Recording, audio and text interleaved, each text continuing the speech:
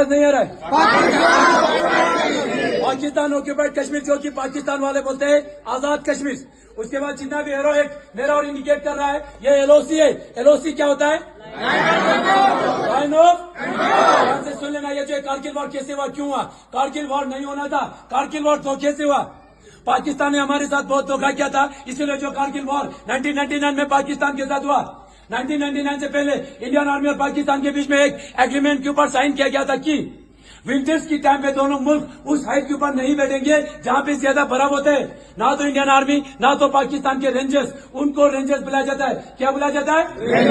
Indian army agreement के हिसाब से नीचे डाउन हुआ, मगर पाकिस्तान ने ऐसा नहीं किया। पाकिस्तान धीरे धीरे अंदर आना शुरू हो गया और हमारा कुछ पोस्ट धोखे से चोरी छुपाते ऑक्यूपाई किया। वो कौन सा पोस्ट है आप लोग ध्यान से देख लेना।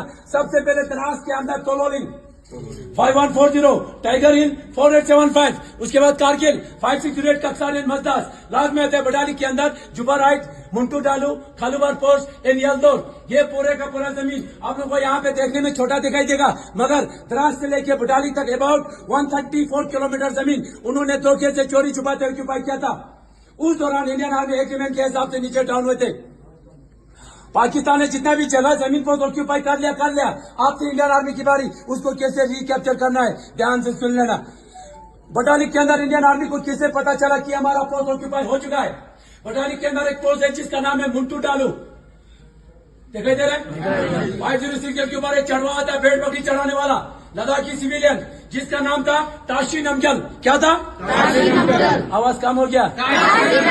ये जो है ताशी नमगल मुंटू डालो इलाके के अंदर हर हमेशा भेड़ बकरी ऊपर नीचे करते रहते थे।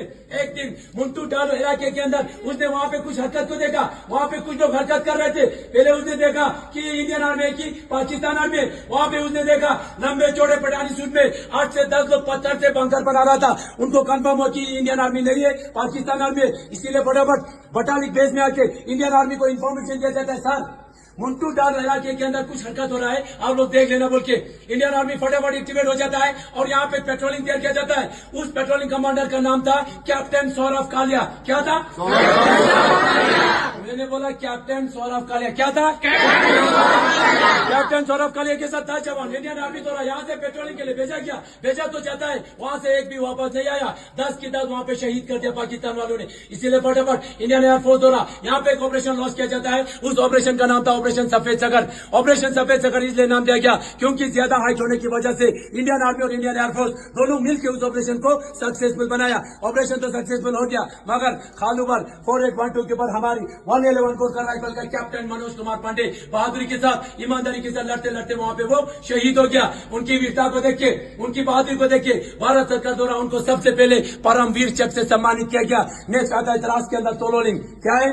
ये जो तोलोलिंग मेन था हमारे लिए बहुत ही जरूरी था। क्यों जरूरी था? क्योंकि श्रीनगर से आते समय ये जो रेड लाइन आ रहा है द्रास, द्रास से जा रहा है कारगिल, कारगिल से रेड लाइन आ रहा है लेह लद्दाख तक। ये हमारा NH1 है, नेशनल तोलोलिंग के नीचे से आता है, इसीलिए ये पाकिस्तान के निगरानी में था। किसके निगरानी में था? अगर आज हम सबसे पहले तोलोलिंग को रिकैप्चर नहीं करते तो आज यहाँ पे कौन होते? कौन होते यहाँ पे? ऐसा होने देते? ऐसा होने देते? ऐसा ना हो। तोलोलिंग को रिकैप्चर करने के लिए कैप्टन विजय थापर को टास्क मिला।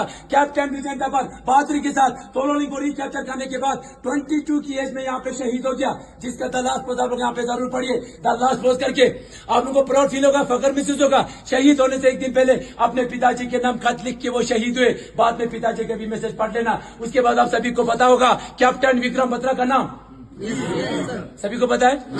कैप्टन विक्रम बत्रा का दूसरा नाम भी है। आवाज नहीं आ रहा है? शेरशाह के लिए ये आवाज बहुत कम होता है। कैप्टन विक्रम बत्रा, कैप्टन विक्रम बत्रा का दूसरा नाम क्या था? शेरशाह को टास्क दिया था 5140 को रिकैप्चर करने के लिए और उसने किया भी बहादुरी के साथ। 5140 को रिकैप्चर किया और आगे जाते समय, आगे एडवांस करते समय 2 गोली लगने के कारण वहां पे वो घायल हो गया। घायल होते ही अपनी सीनियर ऑफिसर को यहाँ से 4 वर्ड का एक मैसेज पास किया जाता है। वो मैसेज क्या था? ये दिल मांगे मोर। क्या था?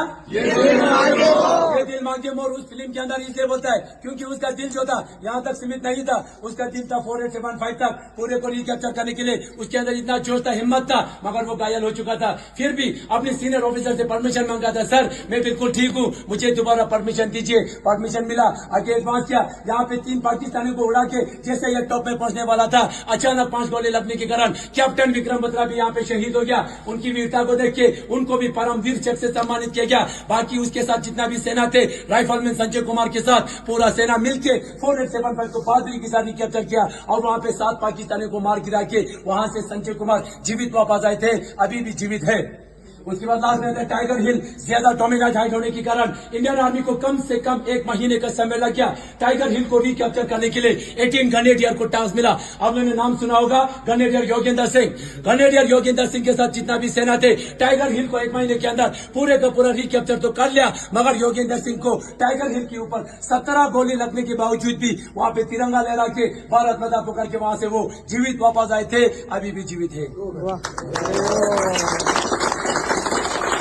आज में कारगिल 568 का सारे मजदास, ये भी पाकिस्तान ने ऑक्यूपाई करके रखा था इंडियन नेवी द्वारा। बाद में यहाँ पे एक ऑपरेशन लॉन्च किया गया, उस ऑपरेशन का नाम था ऑपरेशन तलवार। ये जो कारगिल वॉर 1999 एक्चुअल में शुरू हुआ था 2 तारीख से 2 मई को, और कारगिल में आके 26 जुलाई को ये वार खत्म हो गया। कम से कम इंडियन आर्मी को 3 महीने का समय लग गया। पाकिस्तान ने जितना भी जगह जमीन फोर्स ऑक्यूपाई करके रखा था, इंडियन आर्मी ने 3 महीने के अंदर पूरे का पूरा रिकैप्चर किया। पाकिस्तान को यहाँ से एक भी टुकड़ा लेके जाने नहीं दिया। इसीलिए हर साल 26 जुलाई को कारगिल विजय दिवस मनाते हैं, और इस दौरान इस देश की सुरक्षा करते करते उन माओं का 3 महीने के अंदर 527 जवान इस देश के लिए शहीद हुए और 1100 से ज्यादा यहाँ पे घायल हुए। थैंक यू, जय हिंद।